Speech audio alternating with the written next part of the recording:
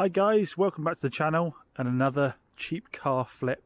Now I mentioned this on a couple of earlier videos but hadn't got around to doing any content on it yet, so I thought I'd cover it today. 59 plate Ford Fusion Z-Tech. I think the mileage on it is 60,000 if I remember correctly. I should probably get the keys out. It's 64,000 miles. It's pretty beat up, there's no two ways about saying it. We've got the corner of the bumper here all scraped and scratched.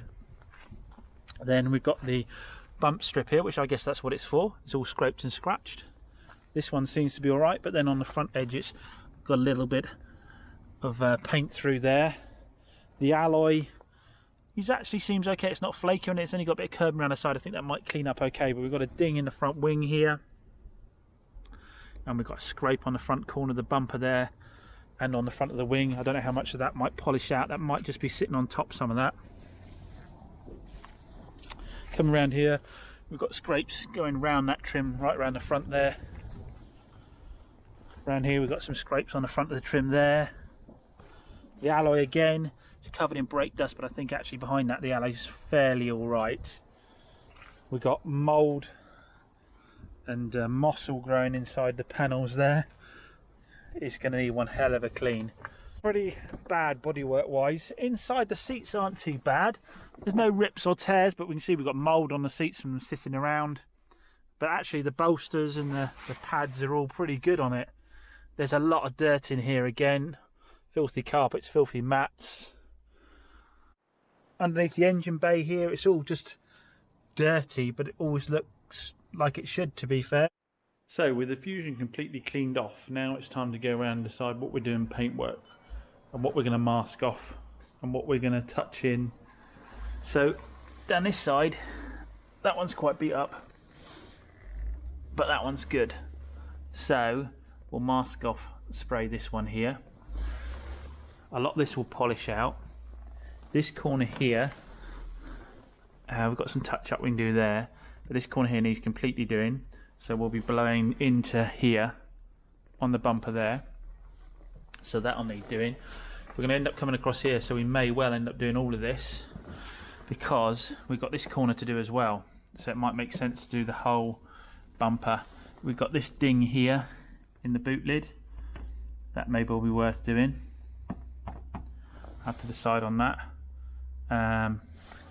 Get the pliers out, bend that back out a bit and decide if we want to just touch that in or whether we want to paint that, because once you've fillered that you're going to be out to about here, so you can end up doing the whole bottom end of the boot there. So I have to decide on that one whether that's worth doing or not. Coming over here, definitely got to do that trim there, so I'll have to mask off this door for that. This one's got a bad end on it, but this end's actually okay, but might be worth just spraying the whole two in one go. And then we've got this corner to filler and sand there, prep this area. A lot of this will polish out, so we need to get the rubbing compound and see how much that polishes out. But then we'll be spraying up to here on this side, and over here we're just going to do this section here. So a lot of this just needs a basic rub down, no filler, so that should be pretty quick. So what we'll do is start off with the filler areas first. So first up guys, we're starting with an 80 grit. I'm finding all the areas where we've got raised bits of plastic. For these other areas we probably aren't going to go that hard on it. 80 grit's a bit aggressive, but we're doing it where we're going to put filler as well because we want a lot of grip for the filler. So where this has been scraped and it's actually raised the plastic up a bit, I'm just going to rub that down, so go in one direction and then the other direction.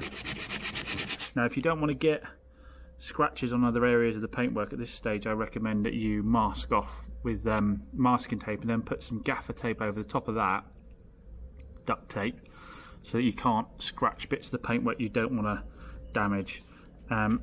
Accidentally, so here we're just trying to get the actual plastic level and then we'll go in with a finer sandpaper afterwards.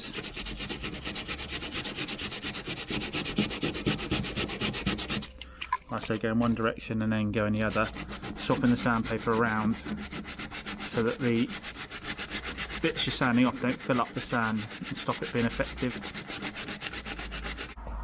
So we'll carry on around the whole car, find the bits now. I won't use the 80 grit on these side trim areas unless it's gouged like it is there. I'll use some there where it's gouged again because I want to level the plastic off.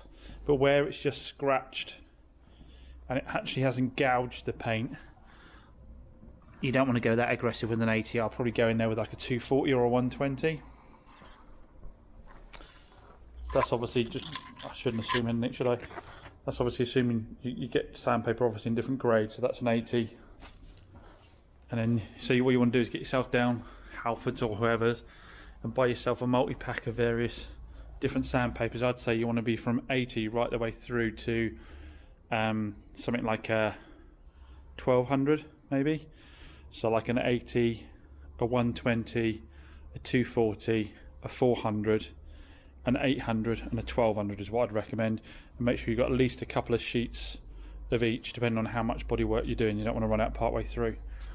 They do sell multi-packs like that, so look out for them. Now for this deeper dent here, I'm not going to use filler, standard filler. I'm going to use fiberglass filler. Now obviously on a more expensive car I get a dent filler out and do all kinds of bits and bobs on it to get it straight, but this is a cheapy car. We've got to be realistic about what's worth doing. The reason I'm using fiberglass filler is it won't shrink like normal filler will on something that's a little bit too deep for normal filler. So if we put that down first, we'll then put a skim of normal filler over the top afterwards. On the scratches here and the recess here, we'll be using a plastic bumper filler. You need that because it needs to be flexible. You probably could get away with using a fiberglass filler, to be honest, but you need something nice and flexible for that. That's the correct stuff to use. So what we're going to do is fill that in and then give it a basic shaping. Right, so we've done our basic shaping of the fiberglass filler in that area there. It won't be completely level. It will need sanding and then it will need the other filler over the top of it afterwards. But that's filled the majority of the hole. You notice I put a piece of card in here to keep the panel gap in place, so I can pull that out and then sand in that gap. I did have a little bit left over, so I did put some in that gap in the end, but I'll probably need some of that plastic filler over the top afterwards. So we'll leave that now, go around and start on the other bits of bodywork. So what I'm doing here is I've trying to speed things a bit. I've got this little Halfords detail sander here, just got it donkey's age ago, with the little triangular pads on it. Just, I think that's 80 grit on there, going round on all these scratches and sanding it down. Now what I'm trying to do is limit the amount of filler I need to put in. If I can get them to go completely smooth, with the plastic you've got quite a lot of thickness there, so you can keep sanding ideally until the scratches are out. That saves you putting any filler in there and speed the process up for you. So we'll do that. See how we'll switch this out to from the 80 to a 120, then a 240 grit, and see where we are with the scratches and then if we need any filler or not. So yeah, I mean, you don't have to have all the fancy tools to do this. You can do this by hand as well, of course, but it's just a bit quicker with this. White spirits, clean it off, see where we are. What I'm doing is running around, getting my nail in it, getting an idea of how deep the scratches are. Once I can't get my nail in them anymore, the filler primer, which I'll cover with you a bit later, should cover most of it over. So what we're going to do now is go over it with a 120 grit and then a 240. So changing the pads out from to a 120, then a 240, and then see how smooth they are and whether we think the filler primer will do it and we don't have to actually put any filler into the bumper. So we've gone around with a 240 now, and you can see all the scratches have actually pretty much come out now. We've got a very level surface. I say with the plastic you can go quite aggressively to get it level. Now there's a few bits like that to be honest, I think the filler primer is going to get. I don't really want to put filler in there. Not for that smaller scratch over here. It's the same thing. We've got pretty much all of it out, but some very minor scratches here, and the thick filler primer I use should level some of those off, but at worst there'll be the odd pinhole here and there. So what we'll do now is, I don't have finer sandpaper on the pads, so I'm going to do it by hand. I'm going to get some 400 on here now and really start to, especially the edges, work the edges here a little bit, and then that will be the final stage before we then get a scuff pad, which I'll cover with you in a bit, and scuff the whole rest of the bumper so it's all prepped. Now obviously on this car, with quite a lot of paint to do, the game plan is get every panel ready for paint, then mask the whole car up, and then paint everything at once. I'm not going to do it in sections. The important thing to mention here as well is every time you sand, you want to go that little bit further out than you did the last time to make sure you really cover over your sanding mark. So, you know, the 80 was about here, the 120, 240. So with this, we go a little bit further out, make sure we really pick up any sanding marks from our first sanding and take those out as well. And again, you go in one direction and then in the other direction. And the advantage of doing the last bit by hand like this as well is you'll get a feel for where you've got low and high spots as well, where it might need a little bit more aggressively sanding down again. So it's just a case of working way around all the repairs. You can see the sanding mark there from a previous one. So we'll spend a bit more time sanding that, get that out. Now that again would be covered by the filler primer, but it could show up. So we'll take a point and trying to make sure that there's no sanding marks from the previous sanding going on. And you can see how we're getting a nice feathered edge into the old paint here before we start to put down our filler primer. So we've gone round with that final grade 400, and you can see everything's looking much smoother and feathered out now. So the final step is the areas that we weren't sanding. Obviously we can't spray directly onto those because the paint will just flake off again. So we have to key that up, and what we're going to use for that is a 600 grit Scotch pad, which I'll show you one second. Here we go, the 600 ones are normally red. I should really be using a clean one, but I've run out. So I'm going to need to make sure I clean everything down really carefully afterwards. You can get grey pads which are 1200 grit, I believe.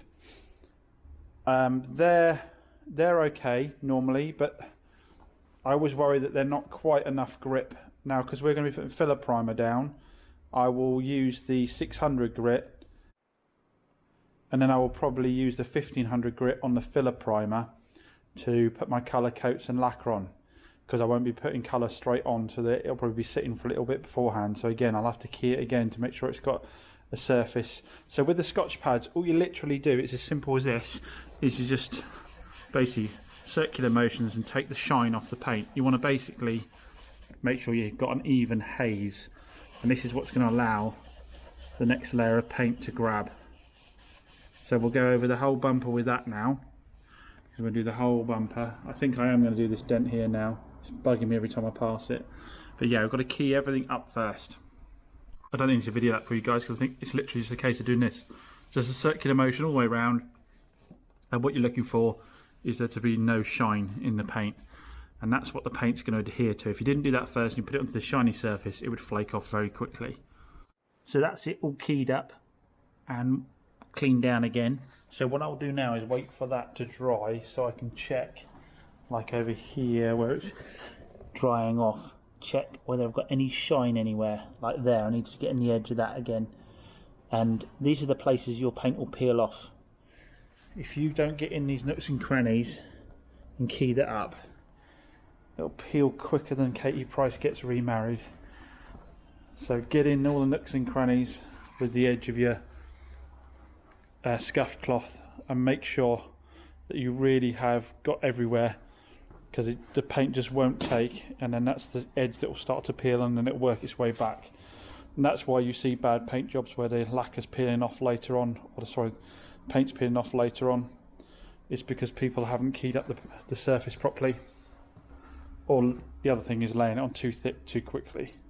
But yeah, wait for that to dry off, and then we will work the edges of it again. Like I say, it's normally the edges where you miss, so you just got to get the edge of your cloth and really get it in there. Don't worry too much about scratching other paintwork, because this is so fine you can polish it out later on. So if I get scratch the arch there a little bit, it's not the end of the world, because I can polish it off later on, because this is fine. And then here where the body kit is, really get in the edge of that and make sure that the paint is going to take there, because these are the spots, like I say, it's going to start to peel if you don't. Right, so hop back to the front again, guys. Sand down that filler, the fiberglass filler, and sand down a bit on the bumper here as well. So what's next is we need to put normal filler. Now you can see here I've got pinholes in my fiberglass filler. That's from air bubbles caught in the fiberglass because I put it on pretty thick. I've pulled the body kit back. Some of you might have thought why didn't you take the body kit off? Because it is actually glued in place with little strips, so it is actually quite hard to get off without damaging, but I pulled it enough back to get in there. So now we're going to put the standard filler on. Now in this area, if we had any more filler to go on, which I don't think we do, but if we had need to put more filler on, obviously I would use plastic filler there. Here I'm going to use normal bodywork filler. I want to cover up these pinholes, and you can see I've got a high spot here. You can tell by high spot what we mean is the metal there is sticking up higher than the rest of the metal work, because when I've sanded straight, I've almost started sanding through the metal there, which means that's sitting high. So I need to dolly it back a little bit with a hammer, knock it back a bit and try and get it flat. Now I'm not going to go crazy. I could over obsess all this all day long, as many of you know.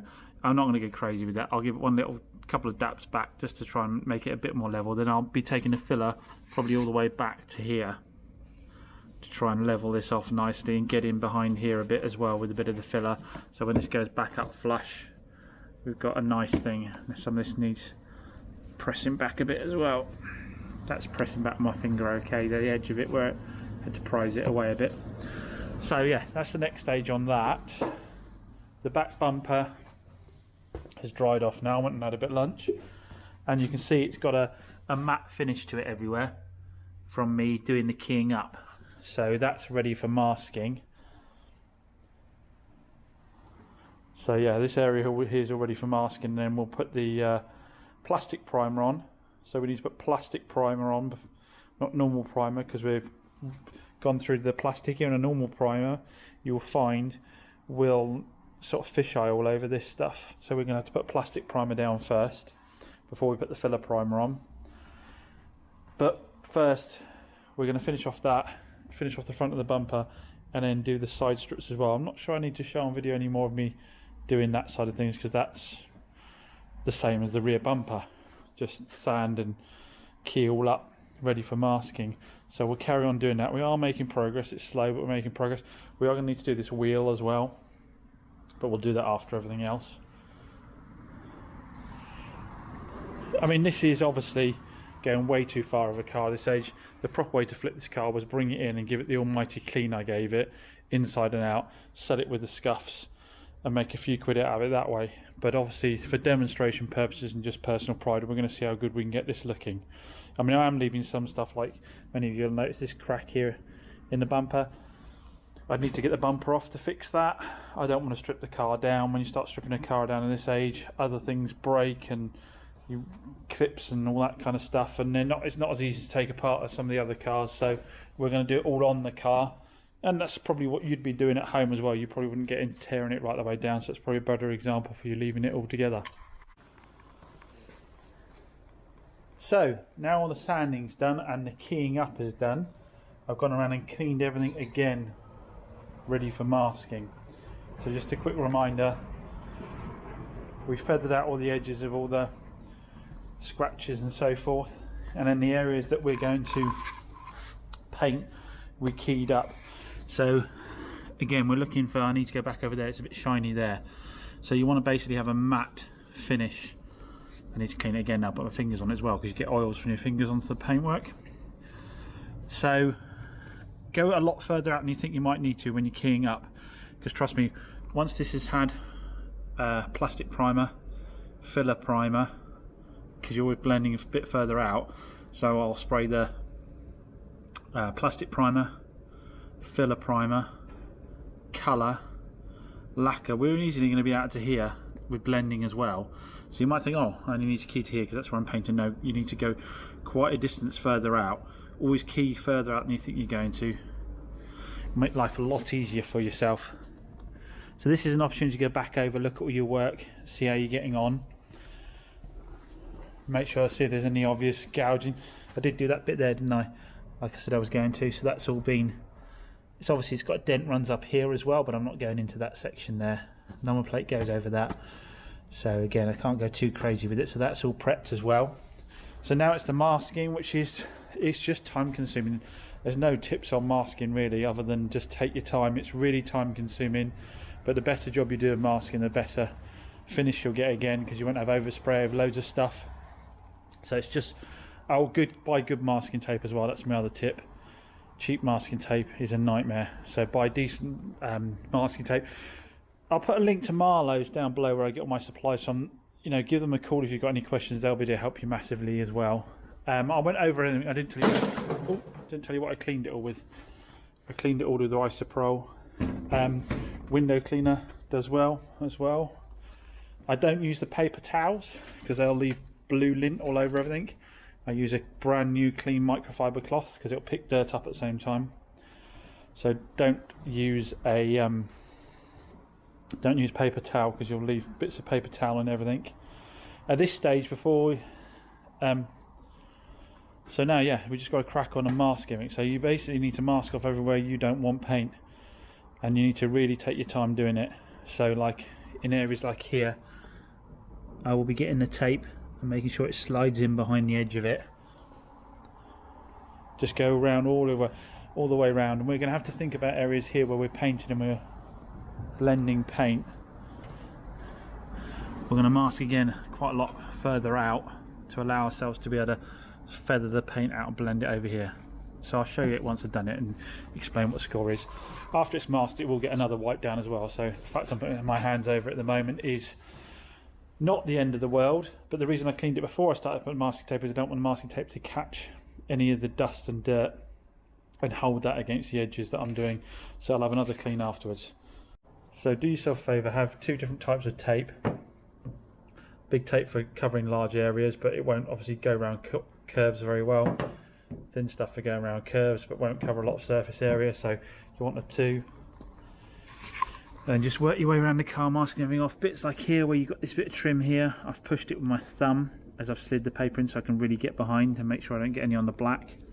And on the edges where I'm finishing off my masking, I've rolled the masking tape back on itself, here and here, so it doesn't give a defined line. If I get overspray up there, it doesn't give a straight line, it'll give more of a blended edge to it. It's just really laborious, guys, and you've just got to take your time. So guys, the masking marathon is over. What I've done now is put some masking sheet over the top. Again, something you can grab from Marlowe's. It comes in big rolls like this. It's a static sheet that you can put over, clings to the car. And now I'll go around and trim around the areas that I'm going to be spraying, and then tape the sheeting around those areas. It just means I won't get overspray over the rest of the car. I have to worry about that. I'll also probably put sheets over these cars as well to prevent some of them, these first two at least, to prevent them getting overspray on it. This will also stop dust coming out of all the nooks and crannies as well. So probably not worthwhile unless you're doing a big job like this in lots of areas of the car. But if you do plan on doing, you know, quite a bit of spraying, worth getting a roll of that. It's not expensive. Right guys, so we're fully masked up, as said. Obviously it's the following day now. I put a little bit of primer down over the bare metal areas. I know that's still absorbent, but obviously my car's inside. If you're leaving the car outside in between paint, anywhere where you've gone through the bare metal, you need to put a top coat over the top. Just grab any random top coat. All the primers are porous, so that means that they'll let water in to the filler, into the bare metal that you've left on the car. So if you're leaving it before you do the next job, you see a lot of people driving around with cars with primer on the side of them for weeks on end before they do painting. You don't want to do that, because you'll end up with rust behind it. So just put any random top coat over the top, and you can go back and spray it later on. So now it's ready for paint, isn't it? But again, before we paint, we need to go around and double check everything again, make sure we haven't missed a masking area, make sure that we haven't sort of left an area that's a bit uneven. We need to then clean it down again, and then we will go over it with a tack cloth, which is probably fairly pointless when I'm painting with an open door, but it will just pick up any grubby stuff that's stayed on it, or sanding dust or anything. You can see even just sitting here, there's a few things it's picked up again just sitting overnight. So first up, let's give it all a wipe down. Again, like I say, you can use window cleaners, really good for getting the grease and dirt off of the panels, but there obviously are specific panel wipes, again, Marlowe's paint supply will be able to supply those with you. I think you might be getting to an understanding now, guys, that the reason paint work is expensive is it's very time consuming and there's a lot of bits to buy. I mean, so far we've got various different sandpapers, we've got the masking tape, we've got the sheeting, we've got the paints themselves. I mean, all in for, you know, all this paint work. I'm probably going to be spending 50 quid on consumables maybe, and then on top of that there's any tools that you might need to buy if you end up buying yourself a sander, anything like that. You know, when someone comes along and says, oh, I'll paint the corner of your bumper for 150 quid as a mobile guy, to be honest, if you're not going to be painting regularly, then you're probably better just paying them to do it. You're not really going to save that much money by the time you've bought all the consumables and all the equipment, unless you're going to do it repeatedly. Anyway, let's get on and get it all prepped before we start sanding. Now today, before we start painting. Now today it's cold again. It's unavoidable. It is cold all the time. So I'm going to put the cans in some hot water while I'm doing this, and then that should be set to go. Just be careful if you leave it overnight as well. What you'll find with masking tape is if it is cold like this, or if it's the other way, if it's really hot, is the masking tape can curl up. So you want to be painting within a very short period of time and putting your masking tape on, because it will curl up and start to cause you issues. For those of you sharper ones will have noticed that I put that plastic primer down before I remember to tack cloth off the bodywork. So Tack Cloths. Again, paint supply, I can get them for you. Marlowe's will be able to get them for you. Let me show you what they look like.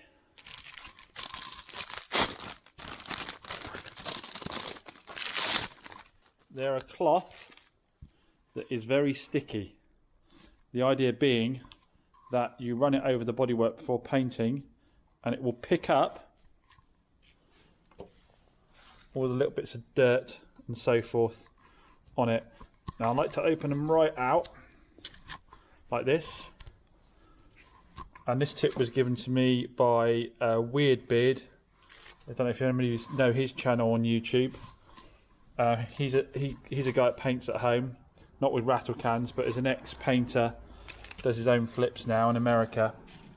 And I always had a problem with my tack cloths that they wouldn't last particularly long, for starters, using them folded up, and also they could leave some residue. So his top tip was to take your tack cloths, open them up a bit, let them air a little bit so they're not quite so sticky, so they leave any residue on. So we'll just leave that for a few minutes out like that, and then we'll wipe over the bodywork, ready for finally putting some paint on. So with the tack cloth now, we're just lightly dragging it across the paintwork there, just to hopefully pick up any bits and bobs that I haven't been able to see. Now I'm going to do this probably between each stage, because I'm going to allow the paint to dry off quite a lot because of the weather. I wouldn't recommend you try that, you could end up ruining your paint. So really the tack cloth is only to be used in the final stage before painting, so it's only used once. I mean, I'm a bit tight, I put them back in the plastic bags if I don't think they've actually used up, but you see there's a bit of dirt just there underneath the boot lid there, and the tack cloth picked it up. There was a little bit there just then as well, so it's just picking up all the little bits that could potentially ruin your paint job and bother you. So just going over it all, not pushing hard, just slightly sort of like dragging it over the top, and then you should kind of swap it about a little bit.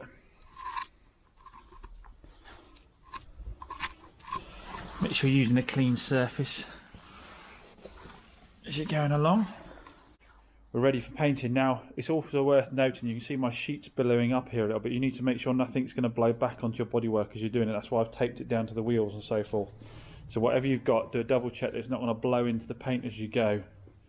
You don't really want anything overhanging your paintwork either. So like here, I was careful to tape up here to make sure the sheet work stayed back. I didn't want it sort of overhanging and any paint dripping off it or anything like that, or it blowing back onto any of the bodywork.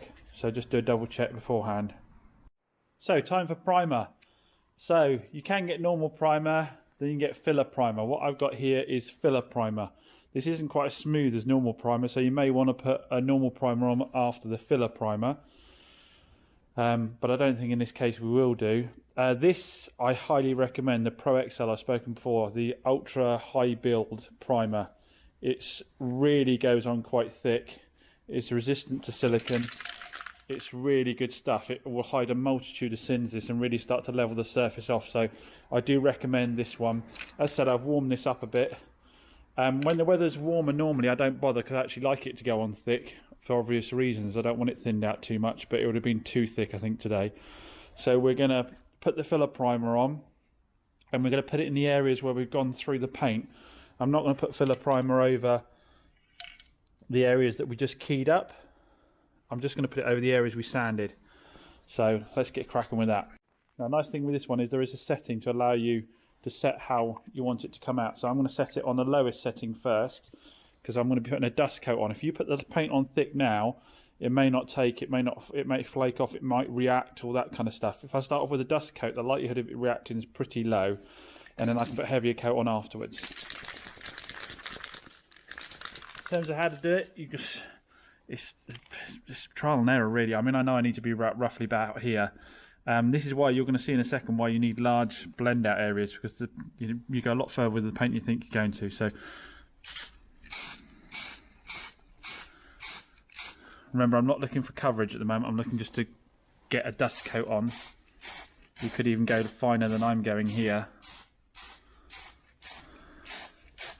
You can see that we've still got some marks showing up. I don't think we're going to get them all out because it was quite deep in a lot of the plastic, this. Could have spent a little bit more time getting it spot on, but as you can see we're going to have to paint right back to here, because by the time this has gone on here we're going to have to get colour all the way back there. So we're going to just have to hope that the paint's a good match.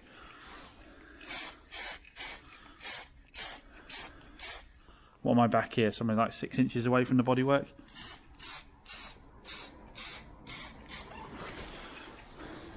And I know it looks a mess at the moment, but don't worry about it. You're just literally trying to get a dust coat of the filler primer on first.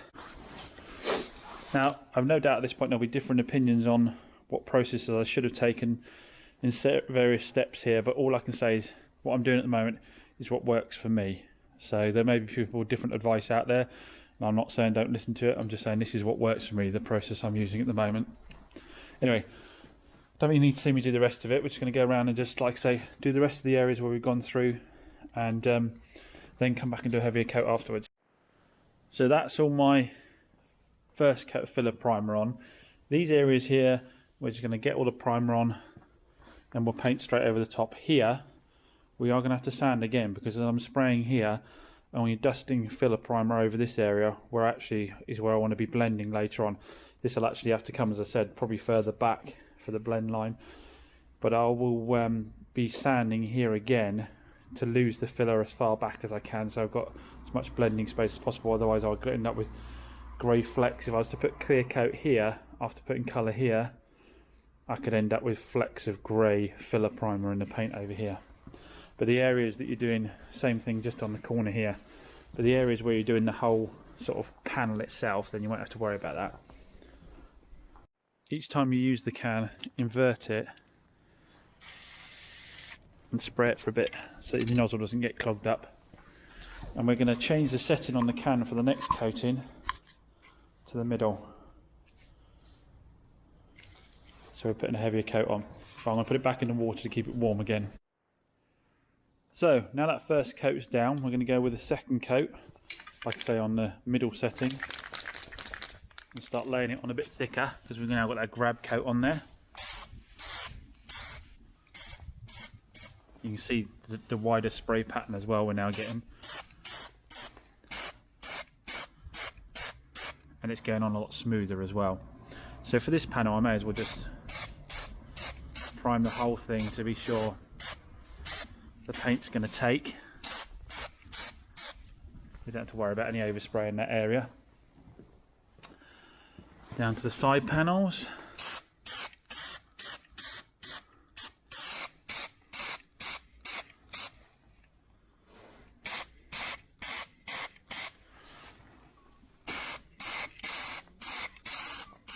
You can see I'm a little bit closer this time as well. See, it's going on nice and smoothly, and we're not seeing some of the big marks we're seeing before, but we'll put a third coat on, like I say, which will be heavier again, just to really cover stuff up. These areas are definitely going to need more coverage.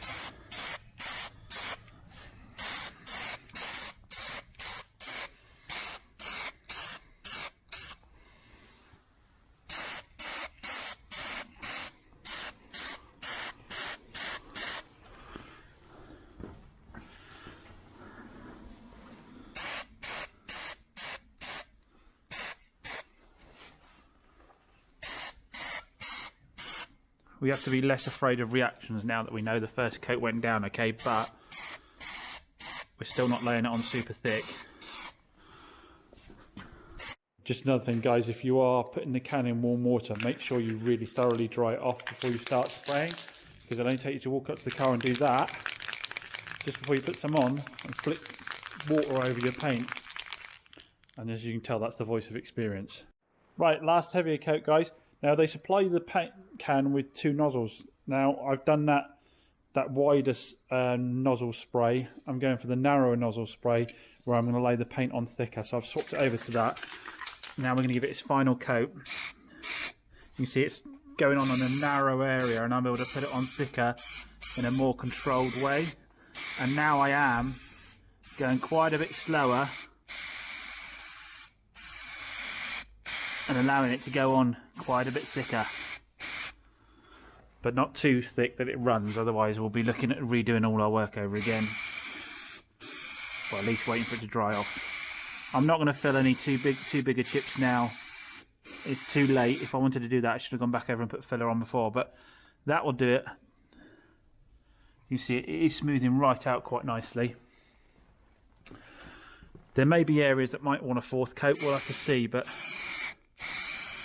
you can see I'm lingering longer now and letting it settle a bit thicker. And this nozzle is just giving me a bit more control over that. Now, I have really missed a couple of bits here where it hasn't quite got some of those scratches out the plastic, but it will still look a million times better, I can guarantee you that. Right, so that's all the filler primer on. I'll let that sit for a little while longer. I'm going to go around and just double check. I'm going to get anything blowing over anything, so for starters we'll put this down here. Like that. So we'll let that go off now, go around and have a look. There might be some areas that want a 4th coat. I've got a little bit of sag starting to happen there where I put it on a bit thick, so we'll see how that comes out. We can see that we've lost the dent quite comfortably there. So what you would want to do yourself on your pride and joy is now wait for this primer to go off and then sand it with like a 800 grit, I'd say. You could go 600, but I'd probably go 800. Just weight this down a bit over here. Just grabbing whatever random things I'm finding around me. Yeah, so you then want to do it with like a 600 and 800 to make sure it's ultra smooth before you start painting. Again, on this car, unfortunately we're just not going to have the time to do that now. We're too much into it time wise, so because we've put a nice smooth coat on with the warmed up paint, we will just paint over the top of it. Now, there's a couple of areas already that I'm seeing I'm going to have to take my blend area further back. So for example, this wing, my blend area is going to have to go back here just in front of the rear light, and over here where I've started to realise I've got primer on the corner of this bumper and I'll be spraying out to here. I'm going to have to move the blend line of colour further up here as well, which isn't ideal because this is where any mismatches in paint are going to become most obvious, but it is what it is. Again, I think people will prefer a slight difference in shade to loads of massive scratches everywhere. Hopefully they do anyway. So finally, time to start getting colour on. As you can see, I've moved some of my blend lines back like I said I was going to, and you may well have to do the same at this stage, because you always end up needing more space than you think you're going to. And you might decide that painting the whole panel is easier for you, but yeah, I'll leave that decision to you. So first thing with the colour is really do give it a good shake. If you want the best chance of it matching, give it a really good shake before you start trying to put it on. I've warmed this up as well. We're not going to try and get colour over everything first. It's going to be a dust coat like we did with the primer, so we know it's grabbed and it's caught before we start putting more colour on.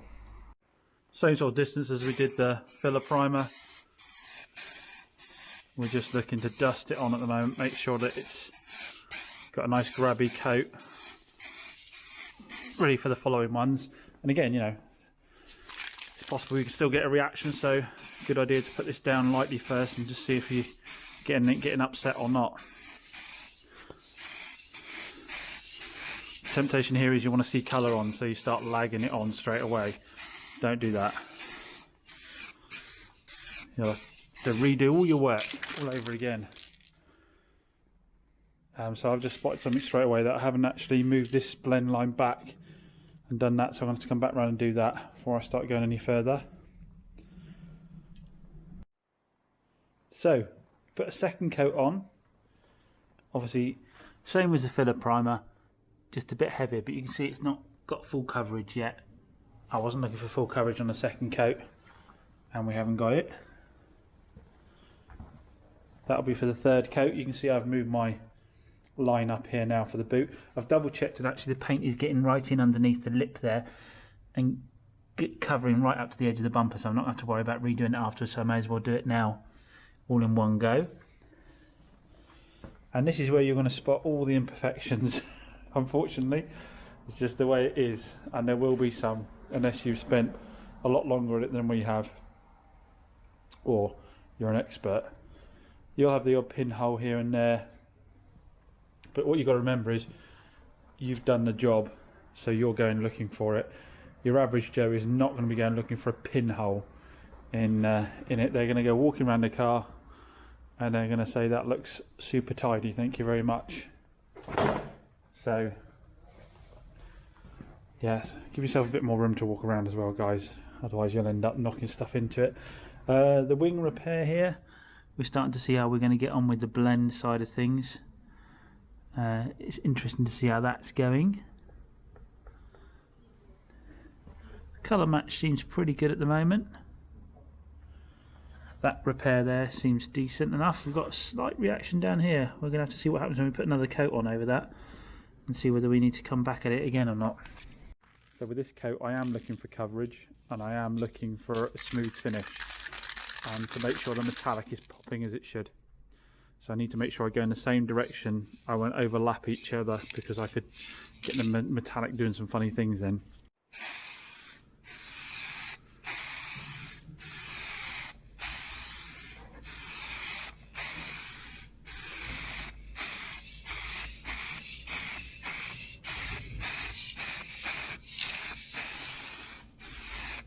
So a quick look to see how the coverage is. You can see with the can hotter, the metallic is sitting up a bit more on the paint. I'm going back a bit further and doing it almost more dusty so that the metallic flakes sit up on the paintwork and give me a good metallic finish. If you want to be 100% sure of that, you can wait for it to tack off slightly, then really sort of like dust from back here.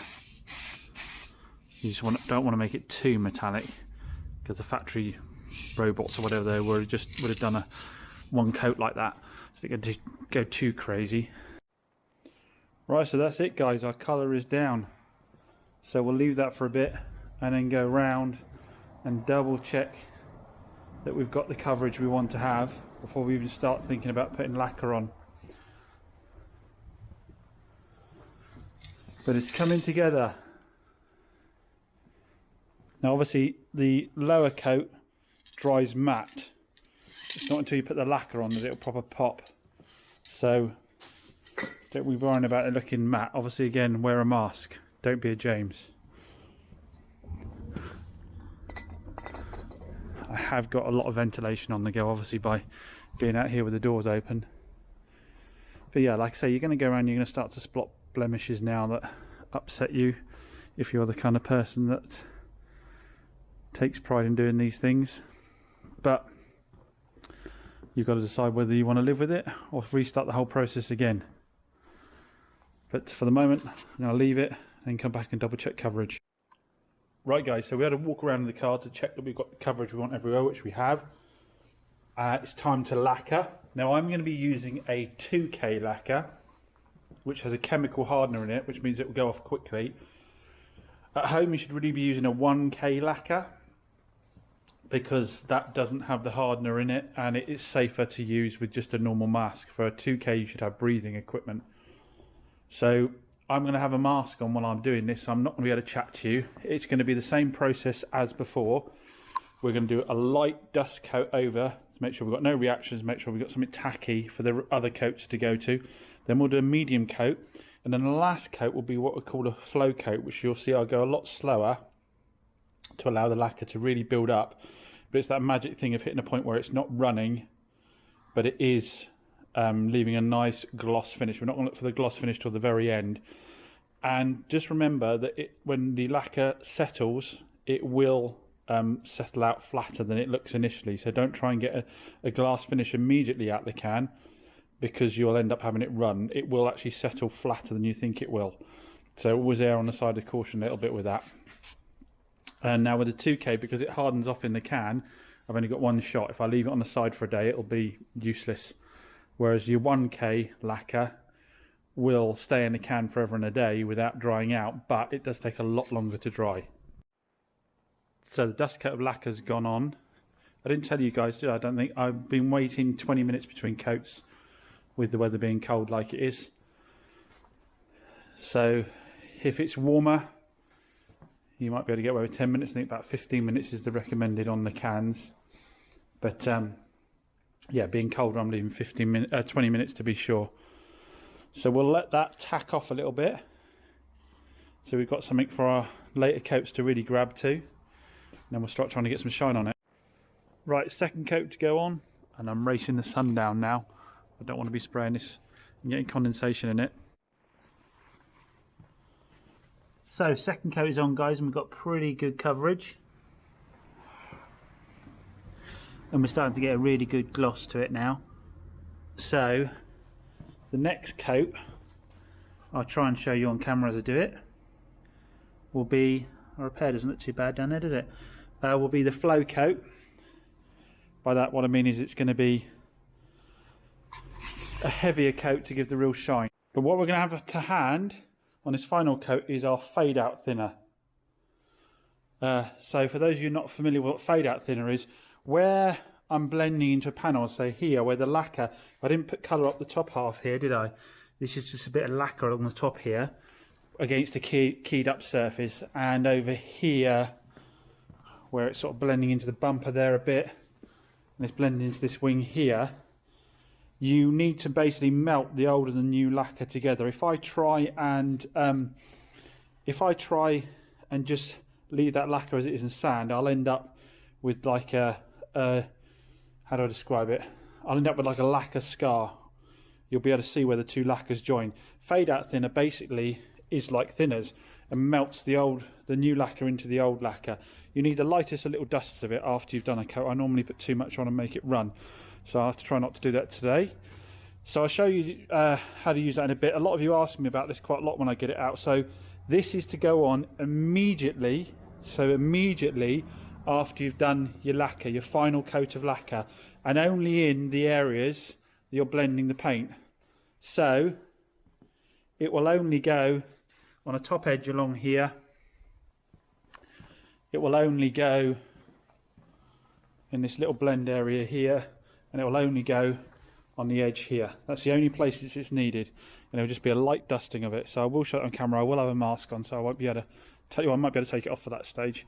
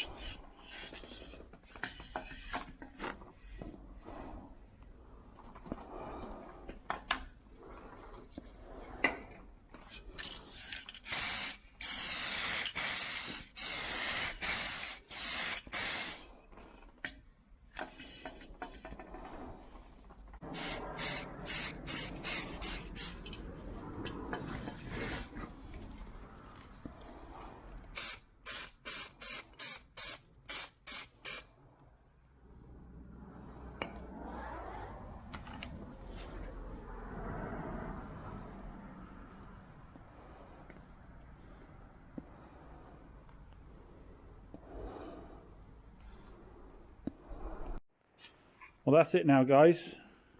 I'll have to leave it and see how it looks. Now, you may get some cloudy areas like I've got here. And this is because it's cold and the lacquer hasn't fully cleared yet. So don't panic about those. Just leave them alone. Leave it overnight. And they should clear by themselves. There's a few little spots that it's done it just sort of here where I've gone a bit too heavy too quickly. It hasn't run, but it is sort of built up and it can't quite clear itself yet. There is a danger with if you do that too much that your lacquer could peel off because it's just got too heavy. But I mean, that'll be a lot later on. I'm not talking about it peel off straight away. But now we just got to leave it.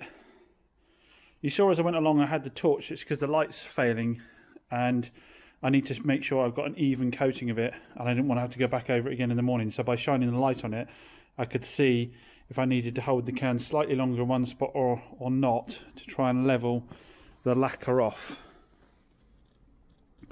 But I think we've got it. Like I say, it's just quite a bit of clearing to do. If it was a warmer day, it would clear quicker, but it's going to take a while to clear now. And you saw with the fade out thin, it was just like a quick squirt. I probably did too much as normal. You probably just needed one or two squirts, where I was doing it 3 or 4 times. But you can see here where it's kind of blended the lacquer into the new lacquer. And we should then only have to buff the edges. Obviously the idea with this as well is to get the lacquer smooth enough that I don't have to go and wet sand it afterwards. I can just give the whole car a polish without having to go back over it.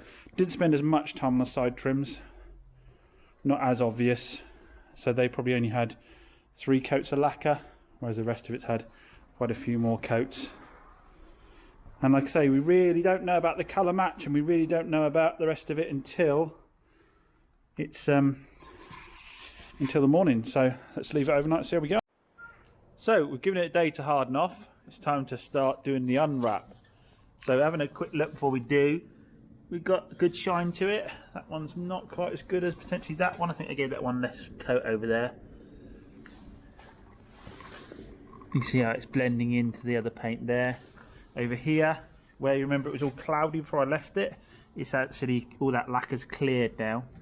That's where we had our dent, isn't it, there? It's not perfection, but it's very, very good, and a hell of a lot better than the big ding. Up into here is good. Round the back, got a good gloss going on over here as well. We did all those repairs where those are all scratched up. Looking good over here. Like I said, if you look very, very closely, there's a couple of little ones that didn't get out completely. So at this point, you go around, you might see you've got a little bit of a run in some clear, or a bit of sag in some clear if you put it on too heavily. Like you might be able to just about make out a little bit of sag just there. Now we could, if we wanted perfection now, take some wet and dry paper. I use soapy water, about an 800 grit or a 1200 grit, and just very gently sand it back. But then you'll need to machine polish afterwards. With this car, I don't want to be wet sanding all of these bits and then machine polishing them afterwards. One, it doesn't merit it on a vehicle of this value. 2, time wise, we don't have it, the time in it to do it. So we're just going to take all this off now, have a little look. Now where we will need to machine polish is obviously we'll machine polish the whole car, but we'll be machine polishing the blend points. If I've done that right, I shouldn't need anything other than 3000 grit compound to blend those areas. So what I use for that is Fucel. I'm sure lots of people will tell me on the comments below.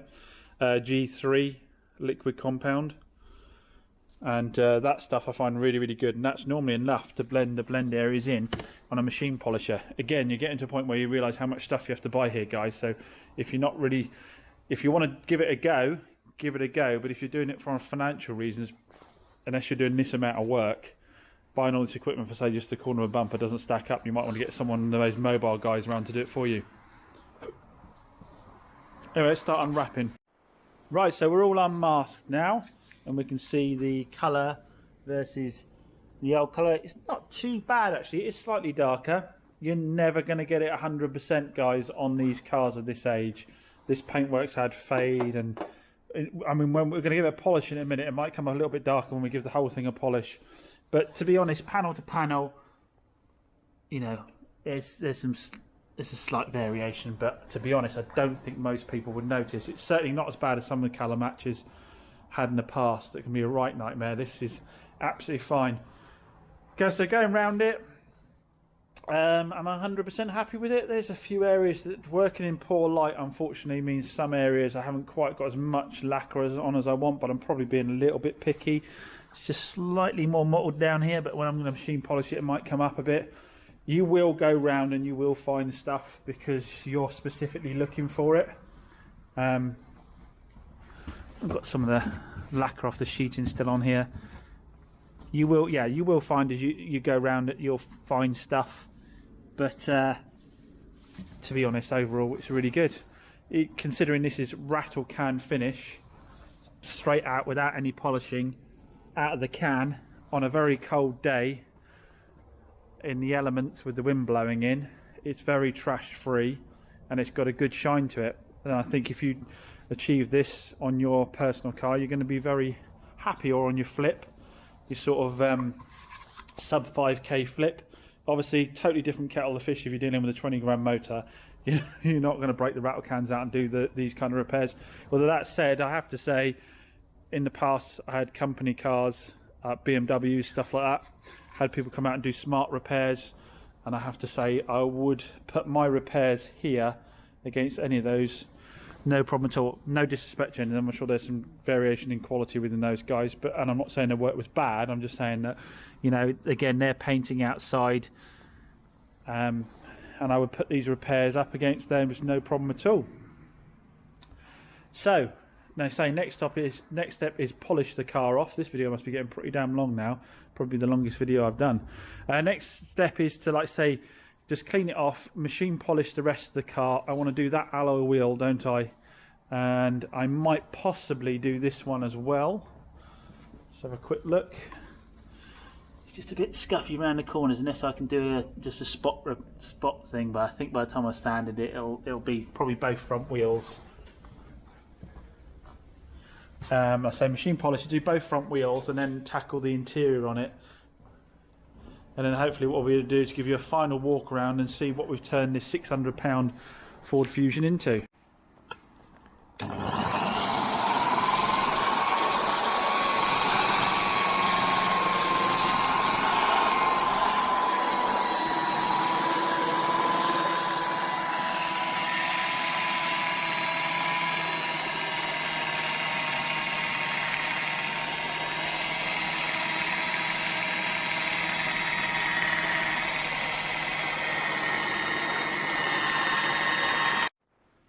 So with 3006 grit compounded those blend areas,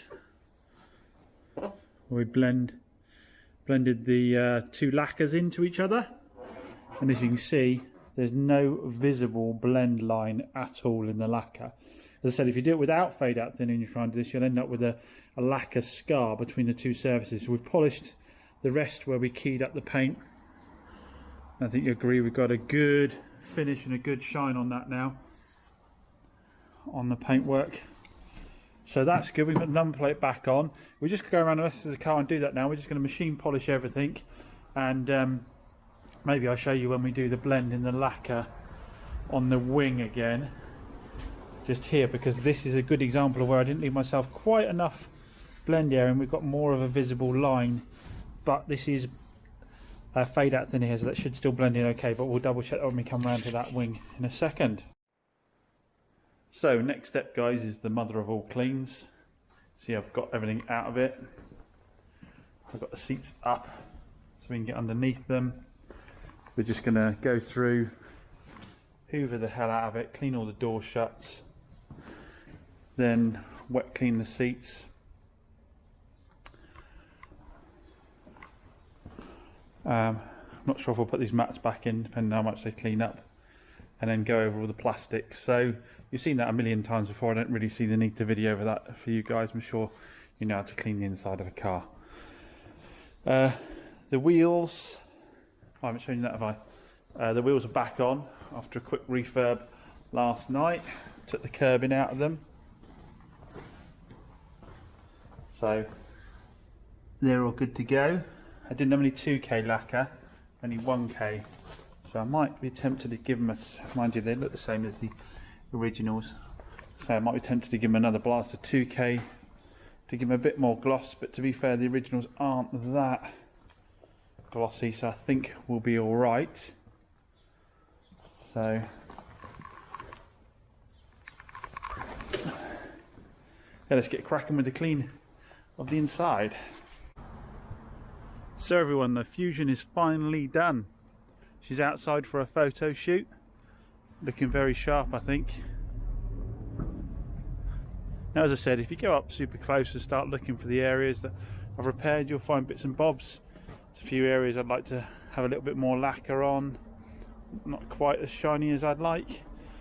As I said, it was very cold, things didn't flow particularly easily in that weather. And as you can see, I was struggling with the light a little bit, but probably being over picky, because I think the end result is pretty fantastic.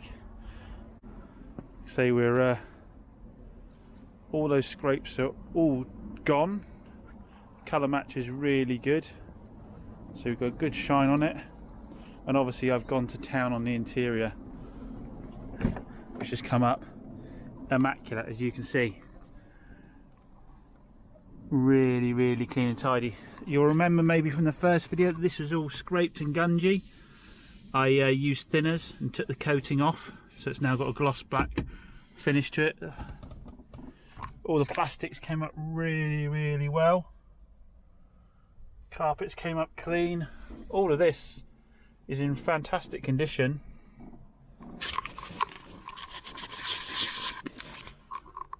All of this is in fantastic condition. Just clean the lens there a bit. It really is excellent.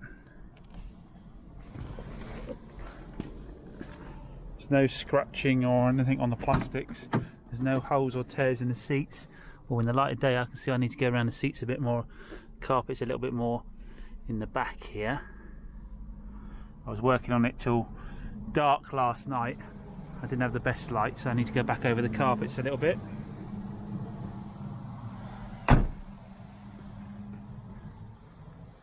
But I think we'll agree that overall it is looking pretty damn good for a 2010 Fusion.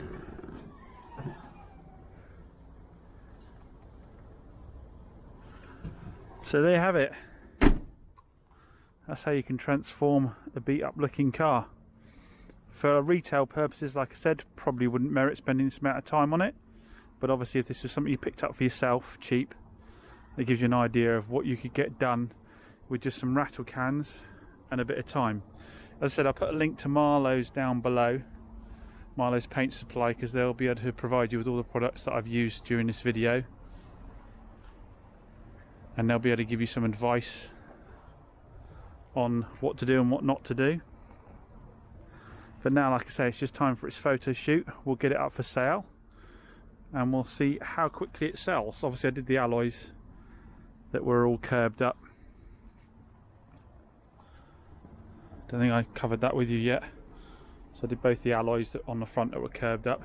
So yeah, so we'll get the photo shoot done, get it up for sale. And if you want to know how much I end up getting for the car and how quickly it sells, hit that subscribe button down below. Make sure you get a notification. If you enjoyed the video, give it a thumbs up. And if you've got any questions, just stick them in the comments down below, and I'll try and help where I can. As always, thanks for watching everyone. Catch you again soon.